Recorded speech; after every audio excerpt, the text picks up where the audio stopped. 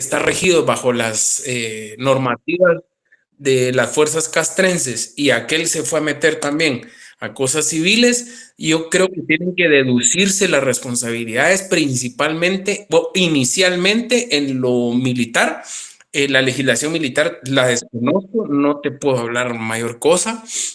Y después de eso, ¿cómo se llama? Ajustar las cuentas pendientes o restablecer su relación laboral o contractual como lo tenga de conformidad con la ley de servicio civil o de conformidad con las leyes que haya en las que se rijan dentro de la institución en la que él estuvo. Entonces sería una mentira venir y hablarte acerca de eso, porque si no te acordás, había un militar de apellido Melgar Padilla que fue juez y hubo unas ciertas acciones ahí y él trató de utilizar las figuras civiles para poder dilucidar su situación legal de materia militar y la Corte de Constitucionalidad falló y dijo de que no, que él en su calidad de fuerza castrense tenía que estar sometido al imperio de la ley militar y que tenía que dilucidar su situación legal primero ahí y después tenía que establecer cómo iban a estar los parámetros de dilucidar su situación en materia civil. Entonces es un tema muy delicado y no te podrías ni siquiera vertir opinión alguna porque te estuviera dando paja, vamos, pura paja. Creo que sería un caso muy bonito y muy interesante para estudio y para análisis, pero darte ahorita unas luces, yo creo que te confundiría más, mi hermano. ¿Oíste? Ok, Lick, muchas gracias por el comentario, muy amable. No tengas pena. Sin embargo, sería prudente que tal vez si tenés algún dato, número de expediente o algo así, me lo mandaras porque en aras de que todos aprendamos, me gustaría tal vez investigar un poco y hacer mis consultas y tal vez lo pudiéramos madurar un poco en la próxima clase.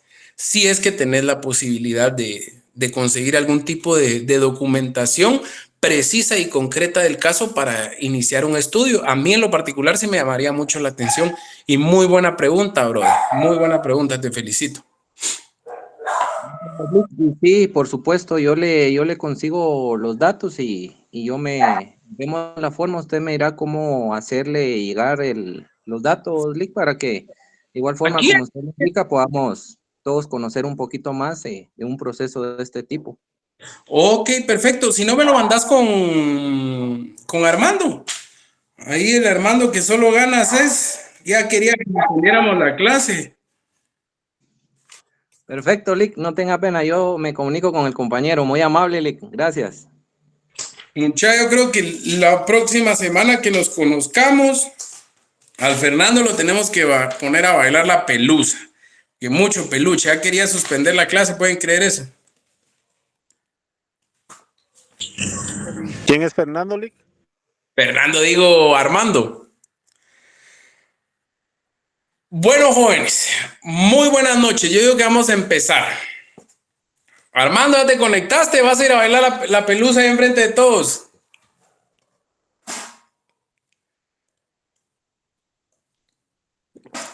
No, o sea, ni dice nada. Miren que, no les digo, pues. Pero no fuera para, vamos, echarnos un par de chelas, ¿verdad? Porque ahí sí Dios me guarde. Bueno, jóvenes, me hacen el favor, les dije que esta clase íbamos a analizar la ley del organismo ejecutivo y sus reformas. ¿Por qué vamos a analizar la ley del organismo ejecutivo antes como primer paso? Simple y sencillo. El organismo ejecutivo es el titular de la representación política del Estado de Guatemala. Dentro de ese orden de ideas, dentro del organismo ejecutivo, como poder del Estado, se organiza y se sistematiza la funcionalidad del mismo Estado como tal, y acá es de donde se desprenden todas las relaciones que el Estado pueda tener de manera directa con sus gobernados como tal para su función, ejecución y control de los gobernados y los derechos que los gobernados tenemos sobre las instituciones del Estado como tal. Dentro de ese orden de ideas, el organismo ejecutivo es el titular también de la representación internacional. Eso lo vamos a ver un poquito más adelante de manera vaga y difusa. Y vamos a entender por qué el organismo ejecutivo es el que lleva la batuta de la representación del Estado y no es el organismo judicial y el organismo que sería legislativo, ¿verdad?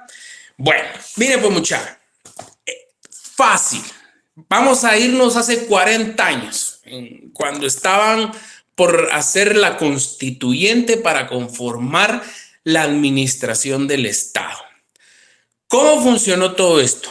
Bueno, creamos una constitución porque la constitución anterior era obsoleta para las demandas y necesidades que empezaba a requerir la población como tal, como principio y como característica de novedad de parte del derecho administrativo, y dentro de las convulsiones políticas que se estaban dando otrora en esa época, entonces también se tenía la necesidad de conformar estos elementos evolutivos dentro del derecho administrativo, y es por eso que se junta una convocatoria de un proceso de creación de una nueva constitución. La vez pasada lo estábamos hablando con Juanfra y llegamos al punto en a qué se referían los constituyentes,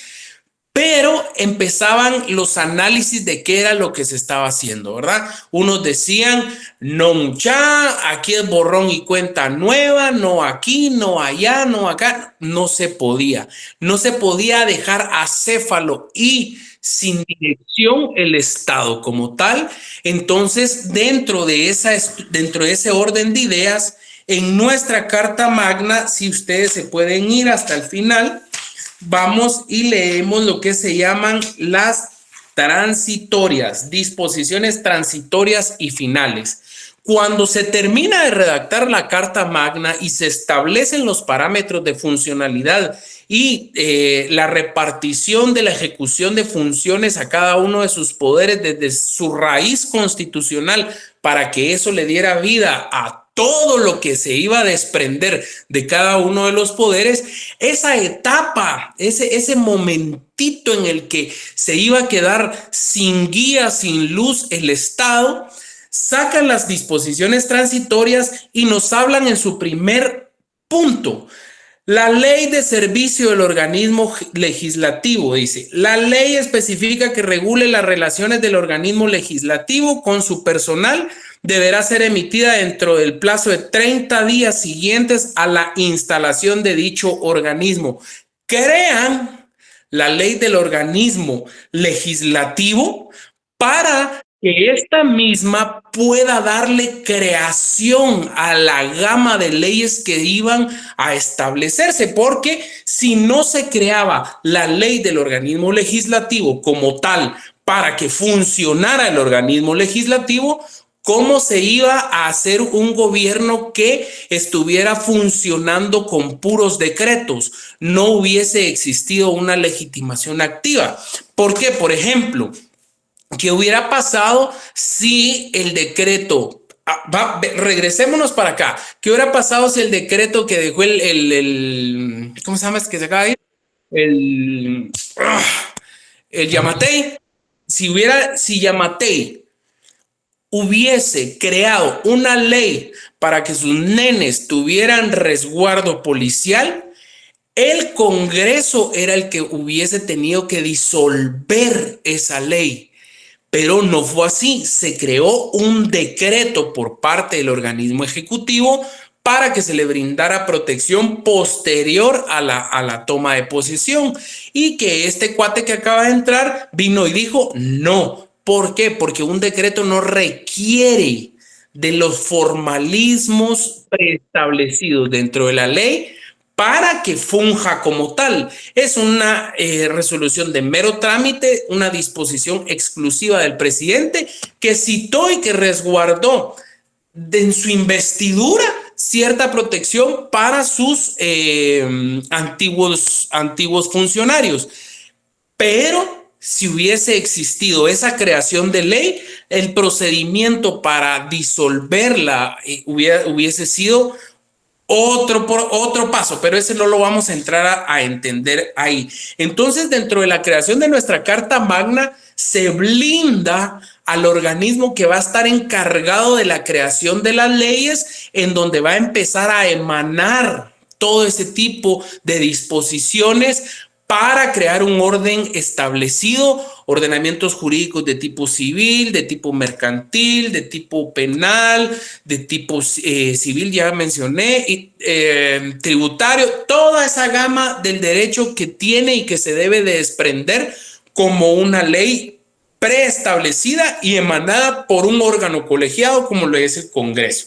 Dentro de este orden de ideas nos hablan acerca de los juzgados de menores en su artículo 2, nos pasamos a la conservación de la nacionalidad, artículo 3, eso no lo vamos a leer ahorita, y en el artículo 4 nos habla y nos explica gobierno de facto, el gobierno de la República organizado de acuerdo con el Estatuto Fundamental de Gobierno y sus reformas conservará sus funciones hasta que tome posesión la persona electa al cargo de presidente. La misma Carta Magna deja un ámbito temporal en el cual resguarda a esa figura que iba a ser la transición de gobierno para que no existiese una anarquía dentro de nuestra sociedad y no existiese un desorden de administración. ¿Qué quiere decir eso? Que los funcionarios que estaban hasta el sol de la Carta Magna iban a ser los encargados de entregar la institucionalidad, valga la redundancia, de sus instituciones a la gente entrante para poder empezar a que el aparato estatal tuviera engranaje y funcionalidad de lo mismo, ¿verdad? Dentro de ese orden de ideas, en el artículo 6 nos establece la Asamblea Nacional Constituyente dará posesión de sus cargos a los diputados declarados electos por el Tribunal Supremo Electoral el 14 de enero de 1986. Ahí, en ese preciso momento, empieza la funcionalidad del Estado contemporáneo de Guatemala, el cual hasta el día de hoy tiene entre sus luces y sombras la ejecución de llevar y establecer el bien jurídico tutelar, que es nada más y nada menos que el... A la muchacha, como hablan todos al mismo tiempo. El martes los quiero ver así. Bien común. El bien común. Va. Dentro de ese orden de ideas, para poder analizar la ley del organismo ejecutivo, vamos a empezar y vamos a iniciar con lo que establecen sus 6 considerandos. Vámonos en el segundo párrafo del primer considerando. El Estado de Guatemala se organiza para proteger a las personas y a la familia. Su bien supremo es la realización del bien común, siendo el deber del Estado, además de garantizar a los habitantes de la República la libertad, bla, bla, bla, bla, bla, bla, bla. Ahí vemos cómo la figura tutelar del Estado dentro de la sistematología de su función resguarda y protege a los habitantes. Nos vamos a la Constitución y entendemos que es desde el momento de su concepción hasta su muerte. Y entendemos que el Estado es eminentemente garante. ¿Se acuerdan que la vez pasada les explicaba de que el viejito loco aquel, usted papá, usted mamá, hasta cierto punto tenía razón, porque el Estado debe ser un ente garante, más no gerente. Es por eso que les hice comentario de la ley de la ley de tránsito, que a mi criterio inconstitucionalmente predispone ciertos elementos de ventaja aplicando intereses a una cuantía preestablecida y determinada, por dar un ejemplo. Nos vamos a su segundo considerando. En su segunda línea nos establece la obligación del presidente de la República para que en ejercicio de su iniciativa de ley remita al Congreso de la República el proyecto de ley del organismo ejecutivo a fin de modernizar y hacer más eficiente la administración pública. ¿Se acuerdan de la primera clase? Nos vamos y entendemos que la función administrativa es la serie de actividades que el Estado realiza a través de sus órganos administrativos en la prestación de servicios públicos para alcanzar el bien común. Ahí anoten en el segundo considerando que es la función administrativa del Estado. Ahí está fundamentada la función administrativa del Estado. También el considerando primero. Ahí también está fundamentada la función administrativa del Estado. Dentro de ese orden de ideas, también entendemos que las relaciones interorgánicas consisten en el conjunto de relaciones que se dan entre los órganos administrativos cuando estos interactúan entre sí. Ahí existe también el fundamento de las relaciones interorgánicas, porque nos está obligando que la obligación del presidente de la República para que en ejercicio de su iniciativa de ley le remita al Congreso esa acción en el cual se le dé el proyecto de ley del organismo ejecutivo. Ahí está el fundamento de las relaciones las relaciones interorgánicas. Por ejemplo, una de las relaciones interorgánicas es cuando a mí, por parte del Ministerio Público, PNC, PGN, bomberos o lo que sea, me solicitan la anulación de multas por exceso de velocidad en fotovelocímetros, dado de que estaban cubriendo cierta emergencia o qué sé yo. Por relaciones interorgánicas y por elementos constitutivos que vayan a garantizar el bien común, yo tengo que ceder a aplicar esa prerrogativa en vehículos institucionales. Hasta acá vamos bien, jóvenes, analizando. Quiero ir considerando porque considerando es la parte más elemental y esencial de cualquier normativa. Eso es lo que yo necesito. Ya después, los organigramas con un ¿cómo se llama? Esquemas se los mando, es fácil de entenderlo. Pero necesito que la parte filosófica y elemental de las leyes, que es a través de los considerandos, se analice y les quede claro. Y comprendan el enlace que debe de haber entre la parte legal y la retroalimentación que a la ley le da la doctrina, cosa que teníamos en divergencia la vez pasada con no me acuerdo quién, que estábamos analizando puntos primordiales de doctrina y acciones legales. Pero acá ya los amarramos para entenderlos. ¿Vamos bien o dudas? Está bonita la novela, ¿va? Va, démosle pues. Dentro de ese orden de ideas, pasamos al tercer considerando. Nos establece también en su parte concluyente a fin de modernizar y hacer más eficiente la administración pública. ¿Se acuerdan de que uno de las características del derecho administrativo es en lo que se les mandó, en el material de apoyo que se les mandó, es dinámico, dice, cambia constantemente. Ahí está fundamentada una de las características del derecho administrativo. El fin de modernizar y hacer eficiente la administración pública. Ahí estamos viendo el dinamismo con el que trabaja el derecho administrativo como tal. Otra que se encuentra establecida dentro de este considerando como parte filosófica y elemental es su subordinación a la Constitución, que dice la Constitución, la ley no dice, la ley establece o preceptúa. Entonces, nos establece el segundo considerando. La Constitución Política de la República establece sus disposiciones transitorias y final. En ese preciso momento nos está aclarando que dentro de las características del derecho administrativo encontramos en su segundo considerando en la primera línea la característica de subordinado a los elementos constitucionales como tal. ¿Estamos? Nos habla también dentro de este orden de ideas que la obligación del presidente de la República para ejercer desde su iniciativa de ley se remita al Congreso. Nos está hablando de que no está codificado porque no existe un cuerpo legal que aglutine todas las normas administrativas. Solo nos está hablando de una ley del organismo ejecutivo. ¿Estamos?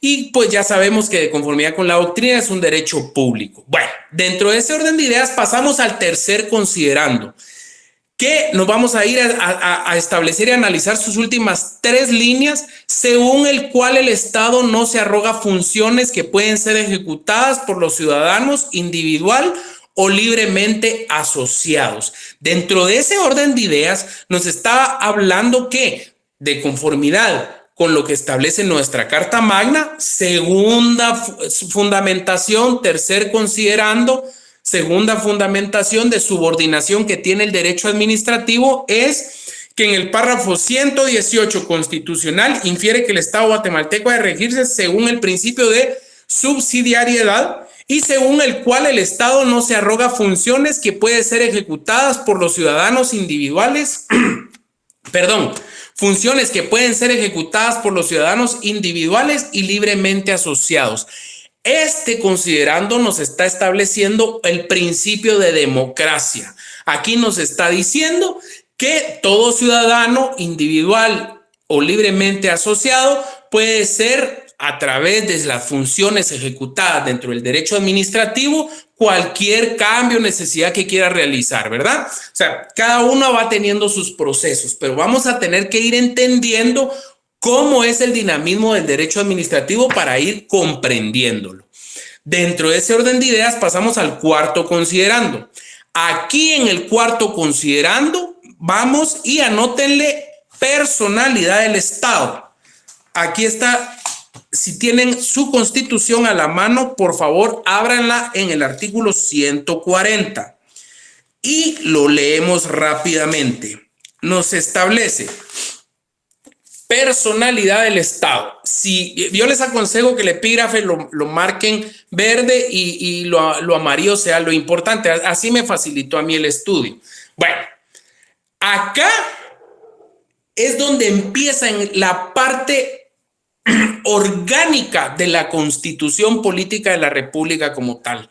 Acá es donde empieza a determinar que desde nuestra Carta Magna se establece una funcionalidad orgánica establecida en cada uno de sus 3 distintos órganos relacionados a la administración pública relativa a la Quinta República de Francia, en la cual se establecieron los frenos, pesos y contrapesos de la distribución de administración pública como tal, e inicia con el Estado de Guatemala. Dice, Guatemala es un Estado libre, independiente y soberano, organizado para garantizar a sus habitantes el goce de sus derechos y de sus libertades. Su sistema de gobierno es republicano, democrático y representativo.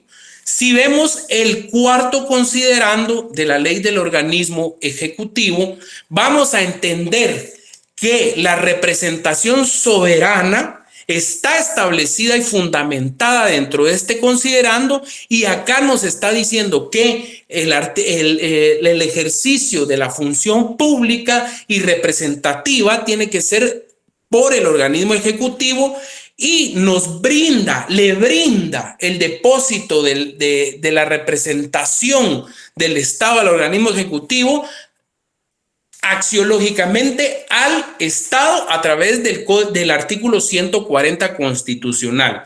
Y nos dice, dentro del mismo considerando, es republicano, de promarca, nos hace un copy-paste del artículo 144 establecido dentro del cuarto considerando de nuestra ley del organismo ejecutivo. ¿Qué quiere decir eso? Que la ley del organismo ejecutivo está nuevamente subordinada y equitativamente organizada con la materia constitucional para su funcionalidad como tal. Entonces, vemos que acá nos envía a que los ciudadanos se involucran en la toma de decisiones Acá nos están hablando de la alternancia de poder, nos están hablando principalmente de la democracia y nos están hablando específicamente del dinamismo y de la, ay Dios mío, del dinamismo y ahorita les digo la otra porque se me acaba de ir.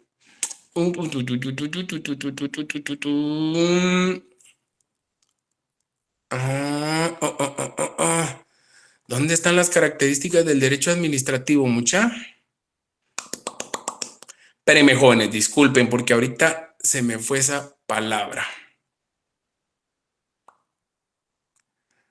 Aquí está. Del dinamismo y de la novedad, de la juventud del derecho administrativo que se va a dar en ese preciso momento, en 1985, porque está dentro de esa figura como jovial, como novedad dentro de un ordenamiento jurídico en la relación de las tomas de decisiones de las personas. Jóvenes, vamos bien, no me van entendiendo lo que yo les quiero explicar del espíritu de la ley para que podamos comprender. Si ustedes no entienden la ley del organismo ejecutivo, aunque me reciten todos los libros del profesor Hugo Calderón y aunque me hablen de Hans Kelsen y todo, no van a entender absolutamente nada. Esto es como cuando estábamos en cuarto bachillerato. Si no entendíamos las, ¿qué les digo yo? Ecuaciones, jamás íbamos a entender los tiros parabólicos en física. Teníamos que entender algo de matemática para poder pasar a física fundamental. Entonces, esto es así, muchachos. ¿Me van entendiendo? A mí me preocupa eso. Bueno, démosle pues. Me quedo en que sí van entendiendo. Entonces, dentro de esa estructura, vamos a analizar otra vez qué es un derecho público. Anoten ahí, el derecho público es otra de sus fuentes, que es un derecho público, dice, y acciones públicas y en la provisión de los servicios de sus intereses, así como en la fiscalización ciudadana de la administración pública. Volvemos nuevamente a otro elemento fundamental democrático que le delega a la función ciudadana el control y el poder del ejercicio de la modificación, creación y extinción de leyes como tal. Pasamos al quinto considerando. Dentro del quinto considerando vamos a anotar aquí, miren jóvenes, hasta aquí arribita, si lo logran ver, pónganle división administrativa. De conformidad con el artículo 224, nos regresa a la Constitución Política de la República de Guatemala y nos vuelve a establecer que la subordinación constitucional que tiene el derecho administrativo.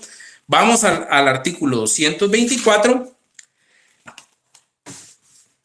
Aquí estamos, miren, y anoten también ahí las características. No, perdón.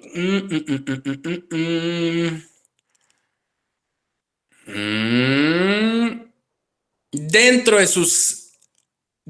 de sus características, pónganle ahí. Ay, a la gran diabla. Aquí está. Derecho público.